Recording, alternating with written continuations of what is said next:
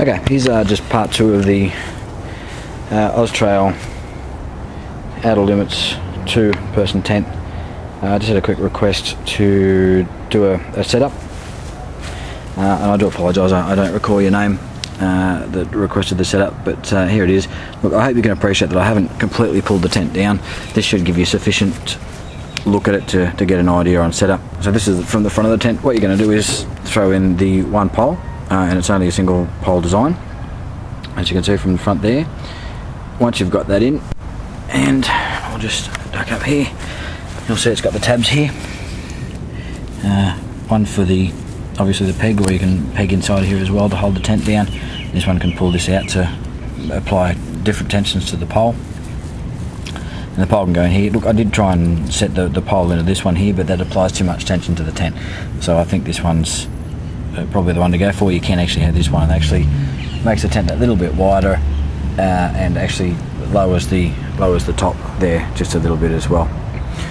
Mesh through the top, obviously that's a weight saver. The good news is that it's not got breaks in that material all the way through, because obviously when you get breaks in the material, then you're feeding your pole through, and then it comes out here, and then you've got to grab it and feed it back through to get it out the other side.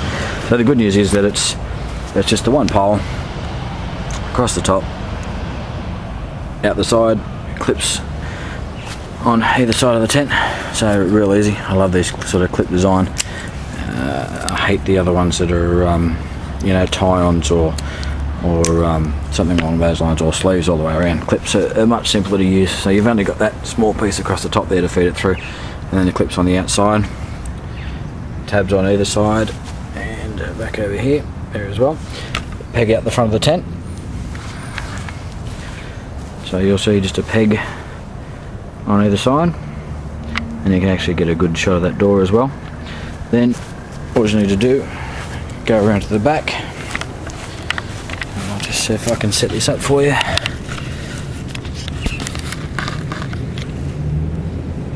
There we go. You've got the 2 peg points here,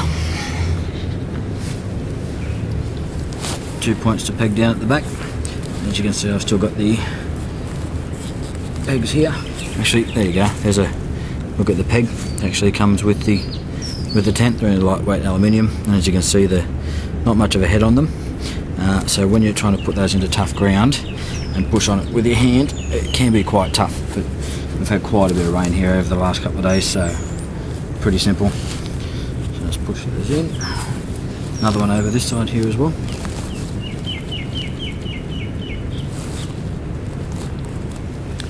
Now what you'll actually see at the back of the tent, you've got the mesh here. That's just the back of the tent there. You've got the mesh, and you'll actually see in the corners here, when you put the peg in the corner, like a triangle sort of design here, and there's actually, I don't know what's in there, probably going to guess an aluminium or some sort of light material. It feels like it might actually be plastic actually. It doesn't feel like an aluminium, but anyway, it could be anything. So you've actually got those in both sides, so that actually keeps the tent upright at this end, gives it a sort of square finish, or an angled finish, rather than just flapping about or just having one tie down point sort of coming down from the middle down to here. Okay, so that's basically the inner tent. So you can see that there, quite a lot of mesh involved. One pole to set up, and effectively 6 pegs, 2 at the front, 1 at each side on the pole, and the 2 at the end there.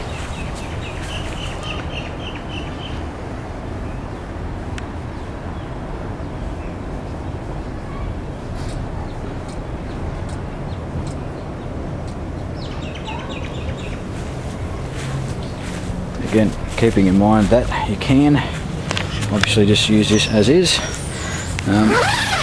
and undo this here. You can also undo that front window there to the front door, and it's all but completely mesh. As mentioned in the earlier video, the top section there is still ripped off or whatever the material is, so you can't actually see through that. A bit disappointing, but in retrospect I suppose it does provide you some shade. If you're on a hot day, you want some breeze coming through, so you've got the fly off, you're letting the breeze come through the inner tent, and you still want some sort of shade cover so you can actually apply that, so perhaps it makes sense. So as you can see, I've just draped the fly over the top. Real simple. We're going to attach it to the pegs at the front here, or pin it down. You can use the same peg, so you can actually probably get away with doing this tent and throwing the fly on with just the 6 pegs that we've got in there at the moment. In actual fact, you could probably get away without pegging the pole here, so you could probably get away with 4 pegs, but we'll just go in and we'll have a look. Okay, so same as lots of designs. Here we go. You've just got the clips for the fly there. Now just up in the inside here, just up on the inside, there's actually Velcro, so you can Velcro that to the pole, but I'm not going to worry about this because I'm going to pull it down as soon as I've finished setting up here. Go around to the other side. Obviously you can tension these appropriately. Back around to the front, so you can see on each of the corners. Here's some pegs that I've prepared earlier, and this side as well. Not a great deal of tension on them. Now actually, sorry, I've chosen the wrong one there. So what you can actually do is, anyway, that'll do. So situated properly will actually cover that inner peg, these pegs here. So there you go. Bring to the back. Now what I found with these ones is you can either drop another peg in about here, just off the back corner of that one, and pull this right out and really apply some tension to it, or simply drop it on the peg that's already holding the end of the tent, which I found is just as effective. It applies a good amount of tension, and actually allows you to effectively move the fly forward a little bit on the inner. And then we've just got a couple of guy lines on either side. Now one thing I actually did when I originally set up the tent was grab this back guy line here. There's your back one, and there's your front one just there. So what I actually did, not really paying too much attention, went, oh well, yep, we'll pull this back one back here, and we'll apply that there. And then I grabbed this front one, there we go, sorry, grabbed this front one and pulled that back as well, and had both of my guy lines coming to the rear. Now look, whilst that was effective, you can see it's actually pulling down on that vent there. And then I realised, well, hang on, why don't take it around the front? And of course, obviously, having a look at the design of it, that's actually where it's meant to go. So you can throw down that guy line to that peg there. Again, you could probably, possibly, maybe get away with guying it to that same point there at the front. So you can certainly cut down on the number of pegs you need to use. But I figure, you know, at 1.9 kilo, that's not too bad. Okay. And alright, just for your information, the tent's now been out for about 3 days, and it's been in the pissing down rain, absolutely been chucking it down, wind, rain, you name it, it's been throwing it down, and the tent's held up very, very well. I've been inside it, there's no rain inside it, it's still holding up, hasn't fallen over, so that's a good news. What I'll actually do now is just going to pack it up, see if it's dry enough, and throw it into its stuff sack, and then we'll just give you a quick look at that. And just a quick look at the stuff sack. Yeah, it's actually really impressed with the stuff sack on this little bag for the tent. So what you'll actually see is the tent's actually in there now.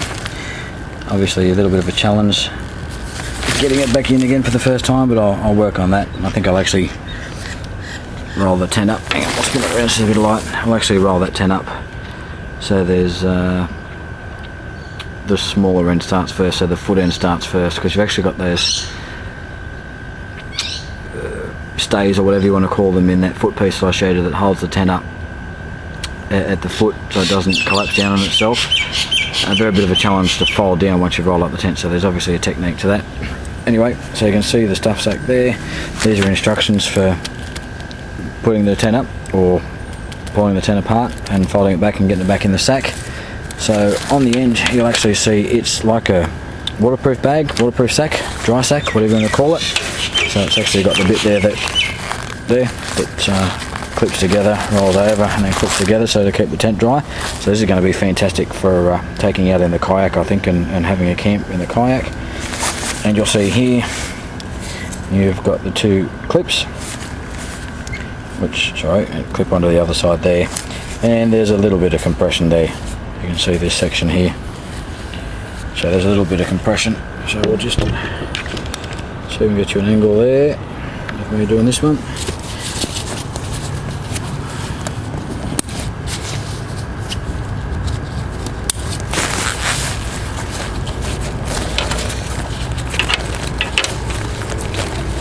This right now, I think there was quite a few folds in this when I got it originally, but of course I don't think I've got it in there quite as good as I did when they did it originally. So I'm going to get a couple of turns which should be sufficient for waterproofing. There we go here.